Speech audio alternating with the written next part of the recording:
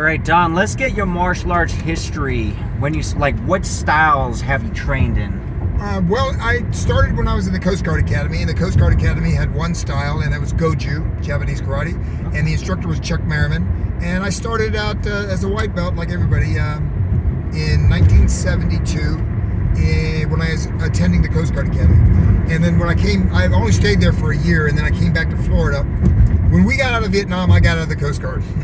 And I came to Florida, and my brother had a Kung Fu school, and I started studying Kung Fu. Oh, your brother was a Kung Fu stylist, and he had his own school? Correct. Oh, okay. And he was my instructor, Kung Fu instructor. Your brother was? Yes. And then in 74, when the first full contact fights, they called them, happened in California, my brother promoted the first fights in Florida, and I was the main event.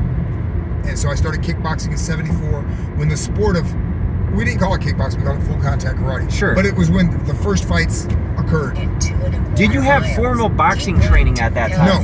No. The guy that got me to go to the boxing gyms was Bill Wallace. Oh, he Bill said, Wallace. Don, you got to learn how to throw your punches. It's not ridge hands, back fists, shoe toes. You got to throw hooks, punch, right crosses, uppercuts. He said, the boxers got it all down. We're fighting with gloves now in a ring, and go to a boxing gym. So I started going to, I think the first time it was in 78. What style, real quick though, what style of Kung Fu? Pai Lam Kung Fu. Pai Lam Kung Fu. Yeah, it's called the White Dragon style, and that's where I got the nickname the Dragon. Oh, that's how you got that. Yeah, the very first fight I had, the ring announcer came in and said, what's your ring name? And I said, what do you mean ring name? He goes, Smoking Joe Frazier, Marvelous Marvin Hagler. He listed a bunch of them, and I said, Don the Dragon Wilson. Nice. And I thought about it for 30 seconds, and then I said it, and it's followed me my whole life since then. Oh, yeah, it's a great name. It became my movie name. Oh, for sure, yes. And then, okay, so what are the formal training? So you have the Goju, karate. Well, boxing. I was a lot of boxing gyms, and then I wrestled in college. Okay. So I got the grappling, and not that I use grappling in kickboxing, sure. but I just mean, as a martial artist, that kind of like what made me more well-rounded, having a wrestling background. Oh, no doubt. What? Didn't you take Taekwondo too, though? No, I never studied it. I just worked out with a Taekwondo guy. Who? John Prevett. Oh, really? For how long?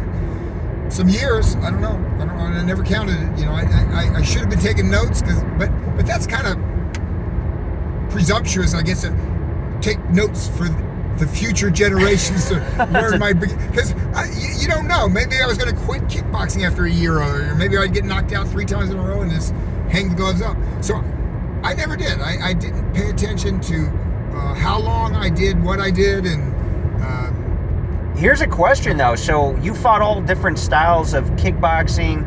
Obviously waist up. You fought Thai. Yeah, Thai boxing. Like, did you take formal Thai kickboxing training? No. I just did my own thing. I trained the way I thought I should train. Okay. But what ended up getting me through the all different styles is I was a point fighter first. Mm-hmm. And I fight my kickboxing in a point fighting stance. And it turns out when I was a bouncer, when I would fight, I would still get in my point fighter stance. In other words, I used many of the techniques I used in traditional point fighting. I used it in kickboxing and self-defense. Oh, nice. Yeah. Very cool. Well, the Gamashita, I watched him fight in the UFC. He did the same thing. He knocked out Randy Couture with a jump front kick. Continue on California 170. It's just not the norm. Not the norm, but it could work. It works, right? But these days, what are you primarily doing?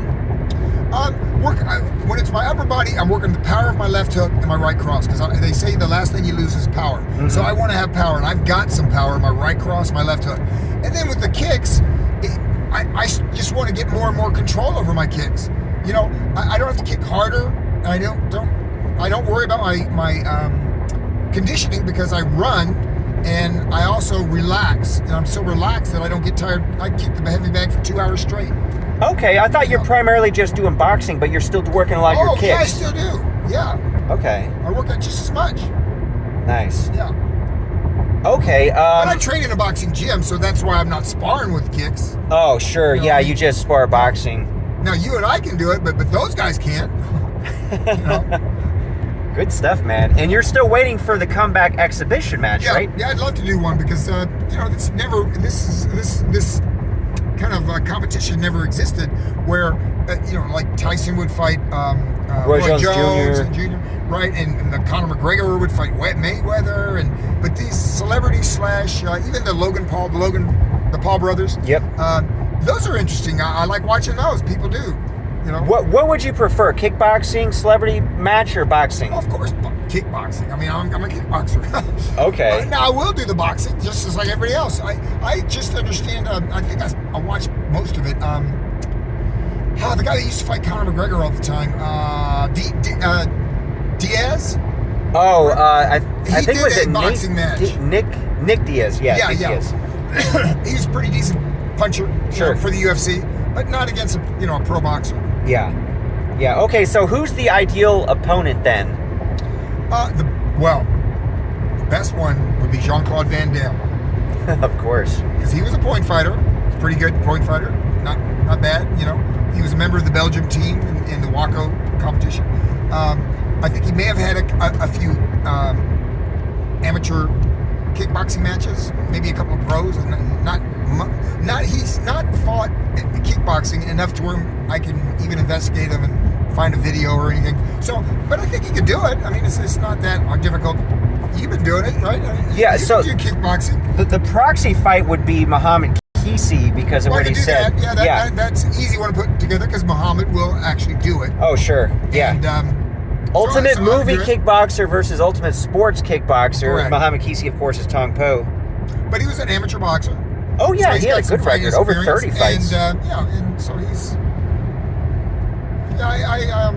I've done exhibitions around the world, but it's usually the best guy they can get in their country to go up against, and they just we don't fight to the knockout. We fight 3 rounds, headgear, big gloves.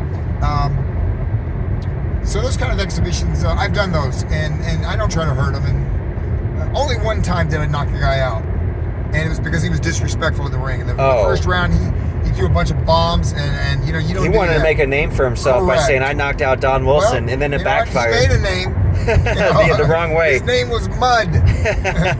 He was on the floor. I think somebody posted it on YouTube. I don't remember. I gotta see that video. But it was in Switzerland. Yeah. Go to YouTube and just go Don Wilson kickboxing exhibition, something like that, and it should pop up. Okay. It was happened in Switzerland. Oh yeah, kickboxing exhibition in Switzerland. Maybe that'll pop up. Sure. I don't remember the guy's name. Yeah. Okay. Just a footnote on your illustrious career. About a fight like that because listen, he had never had one kickboxing match. Yeah. That's why he wanted to be a legend, man. Right, but he didn't. That's why he didn't know the sport, how to do the sport. I guess he thought he was a good enough black belt that since he heard my age, at the time I probably was in my 50s. Okay. But I think he was probably mid-20s. Oh, that young? Yeah, but you defy age, Don. Everybody at the gym today thought you moving like you're 30, man. Well, that's because I didn't want you to beat me up too bad today. It was an honor, man. It was a real joy moving in the ring with you.